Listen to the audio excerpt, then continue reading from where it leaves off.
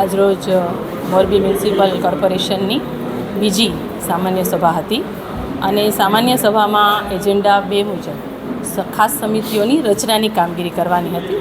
માન્ય અધ્યક્ષ શ્રી મેયર એ ચર્ચા કરી રહ્યા હતા અને એમને થોડી ચર્ચા પોતાના રીતે કરવી હશે એટલે સાહેબશ્રીએ એવું કહ્યું કે 10 મિનિટ માટે પત્રકાર મિત્રો બાજુમાં જાય તો હું ચર્ચા કરી લઉં મારા સભ્યો સાથે અને પછી બોલાવીએ.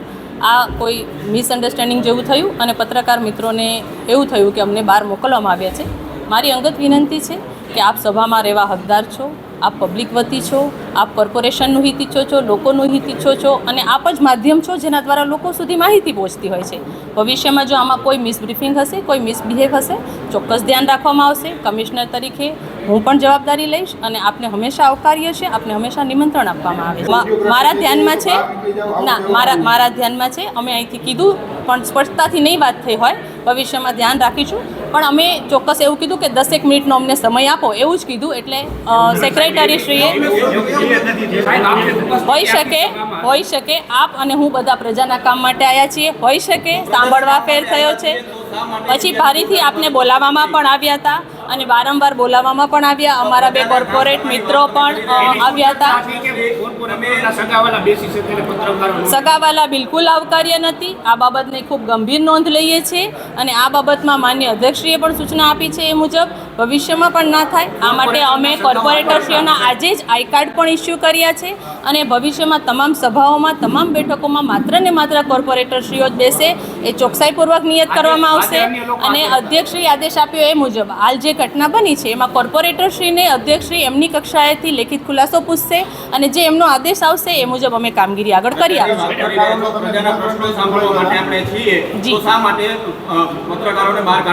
આ આપણાથી એક થોડું જે મિસ થઈ ગઈ છે આખી બાબતને ભવિષ્યમાં ચોક્કસથી ધ્યાન લેશું. પ્રજાના જ આપ પ્રતિનિધિ પણ છો, પ્રજા સુધી વાત પહોંચાડવાવાળા છો. અમે પ્રજાને જવાબદાર અધિકારી છીએ. ચોક્કસ આની નોંધ લેશું અને ધ્યાન રાખીશું.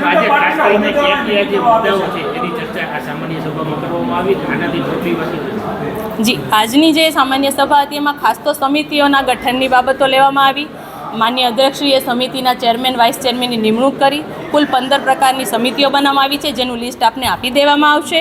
એના ઉપરાંત માન્ય અધ્યક્ષશ્રીએ અલગ અલગ કોર્પોરેટરશ્રીઓ દ્વારા જે પ્રશ્નોત્તરી પૂછવામાં આવી છે જે આપને પણ એ બ્રીફ આપશે એના પણ અમારા શાખાધ્યક્ષીઓએ એમને જવાબ આપ્યા છે. એમના સૂચવ્યાના કામોની નોંધ લીધી છે. એ મુજબ આગળ અમે એનું આયોજન કરી અને સ્ટેન્ડિંગમાં મંજૂર કરાવી. વિકાસની ગ્રાન્ટમાં એ બધાનો સમાવેશ કરવામાં આવશે અને આગળ આ રીતે કાર્યવાહી થશે. એક ખૂબ ઉમદા કામ પણ આ સભામાં થયું છે જેની આપ સૌને જાણ કરું. માન્ય અધ્યક્ષશ્રી પણ આપને કરશે કે આપણા જે કર્મચારીશ્રી હોય ચાલુ નોકરીએ મૃત્યુ કે અવસાન પામ્યા હોય, કાયમી કર્મચારી વર્ગ 3 કે 4 હોય તો એવા કિસ્સામાં કોર્પોરેશનના ઠરાવ મુજબ 14 લાખની વીમાની રકમ એમને આપીએ છીએ. જે આજે પ્રથમ ચેક હતો એ અમે મેયરશ્રીના હસ્તે જે મૃત પામેલ, અવસાન પામેલ કર્મચારી છે એના કુટુંબીજનોને આપવામાં પણ આવ્યો છે. વિકાસના કામો અને પ્રજાના હિતમાં જ કોર્પોરેશન કામ કરશે એ ચોક્કસ રહેશે. પ્રશ્નોત્તરી હતી તેમાં એક પ્રશ્ન પૂછાયો હતો જે ભંગારની વાત આવે છે. છેલ્લા ઘણા સમયથી જે ભંગારનું કૌભાંડ ચાલી રહ્યું છે તેને લઈને કેમ તપાસ હજી સુધી કરવામાં નથી આવી, ફરિયાદ દાખલ કરવામાં આવી? આ પ્રશ્ન પૂછવામાં આવ્યો અને એનો વ્યવસ્થિત અમે પ્રત્યુત્તર પણ સભાને પાઠવી દીધેલ છે. આ કિસ્સામાં જ્યારે પણ ઘટના બની ત્યારે તુરત જ કર્મચારીશ્રીને નોટિસ આપવામાં આવી છે સિટી એન્જિનિયરની સહીથી. એનો જવાબ આપવામાં આવ્યો છે. જવાબ અમે અગ્રાહ્ય રાખ્યો છે અને એની જે સજા કરવા પાત્ર છે એનો પણ હુકમ આજે થયો છે.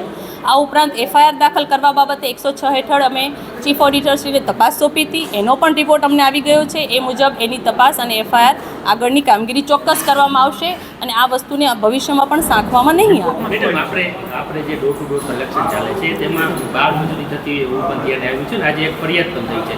તો શ્રમ અધિકારીના ધ્યાને જો આવતું હોય કે ડોર ટુ ડોર કલેક્શનમાં બાળ મજૂરી છે, બાળકોને કામે રાખવામાં આવે છે તો મહાનગરપાલિકાના ધ્યાને કેમ આવ્યું? કોન્ટ્રાક્ટ ચોક્કસ શ્રમ અધિકારીશ્રીના ધ્યાને આવ્યું છે. આપણે પણ એમાં જાણીએ છીએ અને એમાં ચોક્કસ પગલાં લેવામાં આવશે.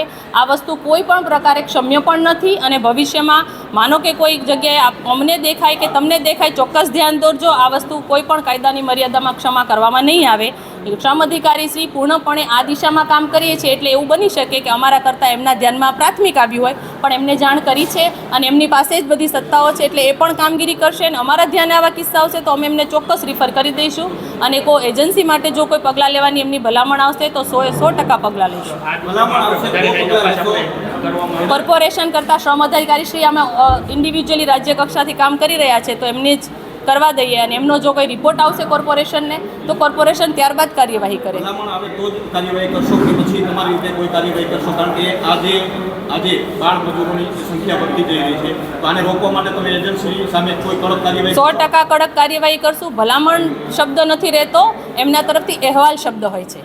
કોઈ પણ કામગીરી સરકારમાં કોઈ પણ રિપોર્ટને આધીન આપ સૌ જાણો છો, તપાસ થાય, રિપોર્ટ થાય અને સાચી બાબત આવે પછી થાય. ઉધડું ક્યું કે માત્ર વચનો આપીને આપણે તુરંત કામગીરી નથી કરી શકતા. સરકારશ્રીના જવાબદાર વર્ગ 2ના અધિકારી, શ્રમ રોજગાર અધિકારી હોય છે, એમનો અહેવાલ આવે, એ કોર્પોરેશનને ફોરવર્ડ કરે, એ પ્રમાણે કોર્પોરેશન પણ એમાં કરે અને ચોક્કસપણે કોઈ બાળ મજૂરી સાંખી લેવામાં ના જ આવવી જોઈએ. દેશનો જે કાયદો બન્યો છે એ બાળકોના જે હિતમાં છે, એ તો આપણે સૌ જવાબદાર નાગરિક તરીકે કોઈ સત્તા હોય કે ના હોય અટકાવવાની આપણી તમામની ફરજ છે. એટલે ચોક્કસ આમાં જે એજન્ડામાં કર્મચારીને મૃત્યુ પામે તો વળતર આપવાનો નિર્ણય કર્યો છે, આવકારદાય છે, પરંતુ શહેરભરમાં ખાડાને કારણે લોકો ઈજા પામી રહ્યા છે, મૃત્યુ પામી રહ્યા છે, તો મહાનગરપાલિકાએ આવા લોકોને પણ વળતર ચૂકવવું જોઈએ કે નહીં? આ કિસ્સો અમે સ્ટેન્ડિંગના ધ્યાને મૂકીશું, કારણ કે સભા સર્વોપરી હોય છે અને જીપીએમસી એક્ટ છે એમાં સ્ટેન્ડિંગ અને એ કમિટીમાં અમુક કામોની ચર્ચા રહેતી હોય છે અને સામાન્ય સભામાં રહેતી હોય છે. આપનું જે સૂચન છે ખૂબ જ આવકારકારક છે. આપણી કોર્પોરેશન હજી બન્યાને 1.25 વર્ષ જેવો સમય થયો છે, એટલે હજી આ બાબતના કોઈ નિયમાવલી બની નથી, પરંતુ ચોક્કસપણે આ સારું સજેશન આગળ મૂકીશું અને જનતાના હિતમાં નિર્ણય લેવાય તો ખૂબ સારું રહેશે, એનું ચોકસાઈ રાખીશું.